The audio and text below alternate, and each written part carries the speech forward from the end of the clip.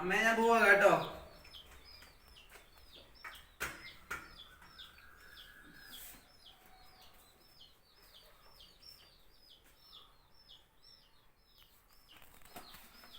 ഞാൻ പോവാണ്. ഓർത്ത് പ്രാർത്ഥിച്ച് ക്വസ്റ്റ്യൻ പേപ്പറൊക്കെ കിട്ടുമ്പോ പ്രാർത്ഥിച്ച് പരീക്ഷ എഴുതണം കേട്ടോ. ഓർത്തല്ലേ എഴുതണം, വെറുതെ വെക്കരുത്. നമ്പറൊക്കെ ഇടുന്നൊക്കെ ശ്രദ്ധിക്കണം കേട്ടോ.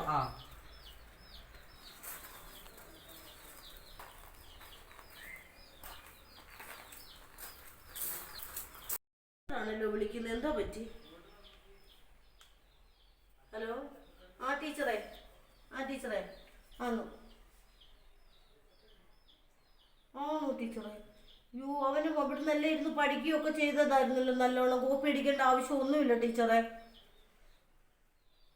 അയ്യോ,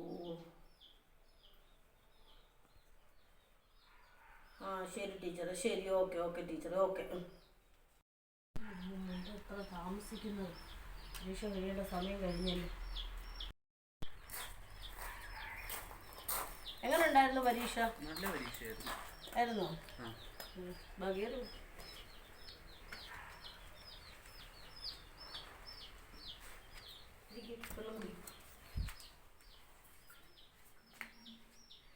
ടീച്ചർ വിളിച്ചായിരുന്നല്ലോ,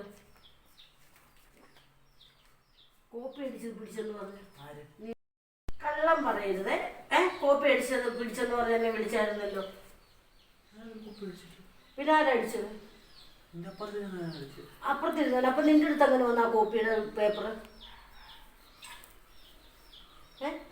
നിന്നെ എന്ത് എല്ലാ പിള്ളേരും ഇപ്പൊ അറിഞ്ഞില്ലേ? നിനക്ക് പഠിക്കാൻ എന്താ സൗകര്യക്കുറവുണ്ടായിരുന്നു ഇവിടെ കോപ്പി അടിക്കാനായിട്ട്? എന്തെല്ലാം സൗകര്യങ്ങളുണ്ടായിരുന്നു നിനക്ക് പഠിക്കാന്? ഫോൺ വേണമെന്ന് പറഞ്ഞു, സൈലത്തിന്റെ ക്ലാസ് വേണമെന്ന് പറഞ്ഞു, ഇതെല്ലാം നിനക്ക് ചെയ്തു തന്നില്ലേ? പിന്നെ നീ എന്തിനാ കോപ്പി അടിച്ചതിന്റെ കൂടെ? ഇനി നീ പരീക്ഷ എഴുതി നിനക്ക് നല്ല മാർക്ക് കിട്ടിയാൽ തന്നെ എല്ലാരും എന്തോ പറയും, കോപ്പി അടിച്ച് കിട്ടിയ മാർക്കാന്നല്ലേ പറയത്തുള്ളൂ. നീ എന്തിനാ കോപ്പി അടിക്കാൻ പോയത്?